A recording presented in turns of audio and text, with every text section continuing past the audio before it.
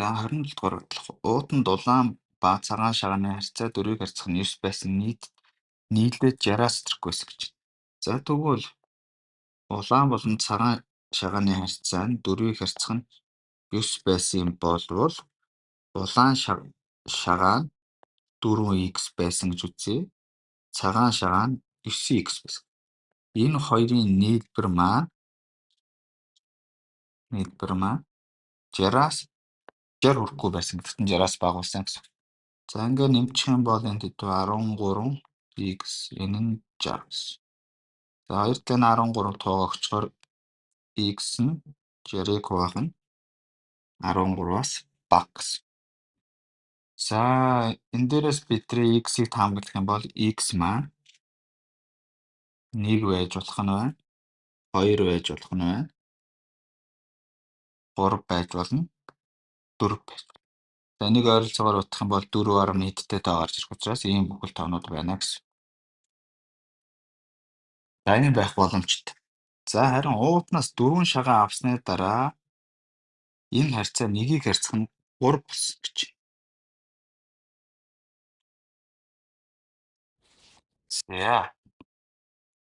За одоо тэгвэл улаан шагаа байсан. Улаан шагаа чинь биднэрт 4x ба. Улаан шагаанаас бид нар y ширхгийг авсан гэж үзье. Тэгвэл цагаан шагаанаас 9x чинь бид нар цагаан шагаанаас 4 шагаа авсан гэдэг чинь 4-ээс асах нь y-ийг авсан гэсэн.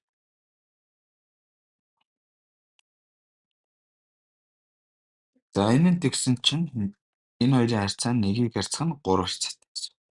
За тэгвэл 4x-ээс асах нь y-ийг хуваах нь 9x-ээс гасах нь 4 нэмэх нь y нь 3-1 харьцаатай гэсэн үг.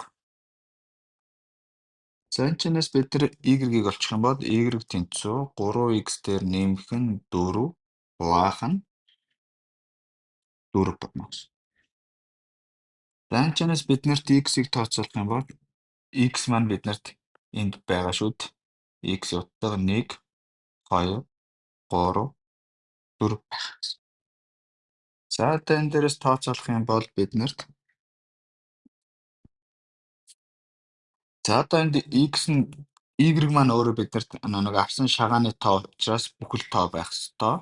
Тэгвэл энийг бүхэл байлгахаар x-ийн утгыг сонгоё. За x-ийн оронд 1-ийг авахд 7 болоод 4 хуваагдахгүй, 2-ыг авахд 6 болоод 10 4 хуваагдахгүй, 3-ыг авлаа 3 3 9 9 дээр 4-ийг нэмээд 13 4 4-ийг авлаа 3 4 12 12 дээр 4-ийг нэмээд 16 4 төгч. Ийм учраас энийг үнэн байдал y-ийг бүхэл байлгах ганц тоо маань x тэнцүү 4 байна гэсэн. Тэгвэл x нь 4 байхад y нь мөн ижлэх нь 4 байна гэсэн. За ингээд бидний улаан шагаа уутанд анх байсан шагааны тоог олох юм бол улаан шагаа маань нийтдээ 16, цагаан шагаа маань 4 9 36 байна. Ингээд нийтдээ 52 шагаа гэсэн.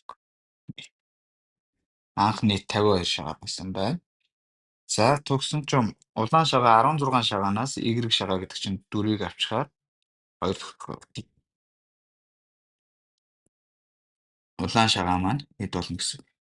За нийт 52 шагаанаас нийтдээ бид нэр 4-ийг авсан гэдэг чинь улаан цагаан нийлээд 52 шагаанаас бид нэр 4-ийг авчна гэдэг чинь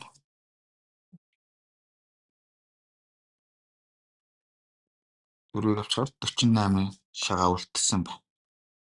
Тэгвэл энэ хоёрын харьцаа гэдэг чинь 48-ыг харьцах нь 52 гэдэг чинь.